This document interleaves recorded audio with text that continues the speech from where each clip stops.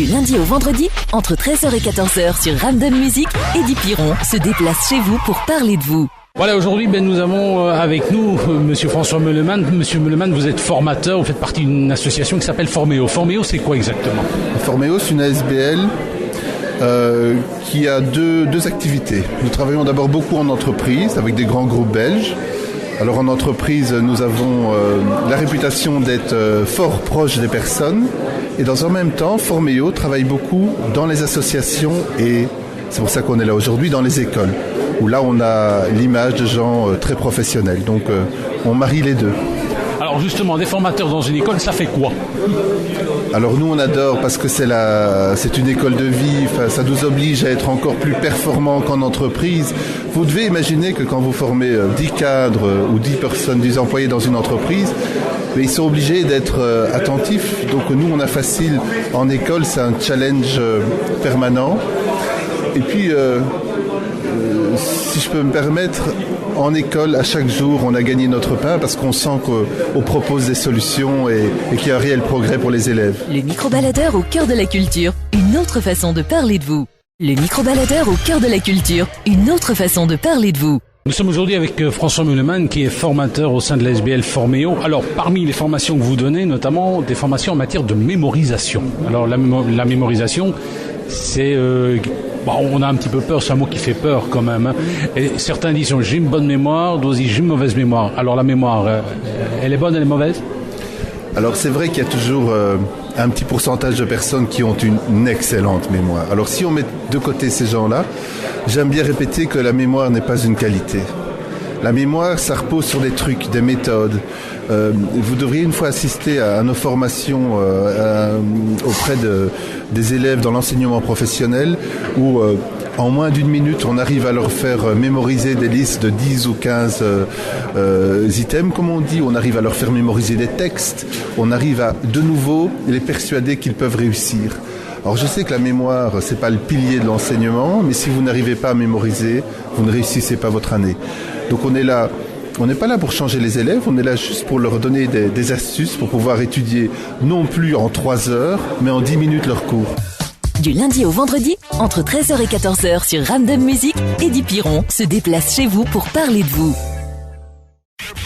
Le micro-baladeur au cœur de la culture, une autre façon de parler de vous. Du lundi au vendredi, entre 13h et 14h sur Random Music, Eddie Piron se déplace chez vous pour parler de vous. Nous sommes ici avec François Meuleman qui est formateur au sein de l'ASBL Forméo. Alors on parle un peu de la mémoire, la mémorisation. Alors évidemment, il y a les trucs, les petits moyens mnémotechniques tout simples, par exemple, essayer de construire des phrases, s'amuser finalement. Ah oui, alors j'adore, c'est une des premières méthodes par lesquelles on commence, c'est ce qu'on appelle la méthode des initiales. Donc on leur demande, si vous avez une liste de 5, 6, 7 éléments à retenir par cœur, en ciblant juste la première lettre de chaque mot, on recompose un mot. L'exemple le plus facile à comprendre, c'est celui qui concerne les éléments constitutifs de la vie. Je vais vous les donner. Carbone, hydrogène, azote, oxygène et soufre. Ah, splendide, ça fonctionne. Hein. Ah, parce que vous avez donné un truc, c'était le mot chaos. Voilà, exactement. Donc, vous avez vu tantôt, mais ce qui est formidable, c'est quand on fait le même exercice avec des enfants de 16 ans professionnels, en fin de journée, quand on leur demande alors qu'est-ce qu'il faut pour que la vie apparaisse en chimie sur Terre, ils vous donnent les 5 éléments sans broncher. Quand on fait l'exercice pour retenir tous les pays d'Asie, ils les connaissent. Quand on leur demande de retenir des os du corps humain, ils l'ont retenu quasiment immédiatement.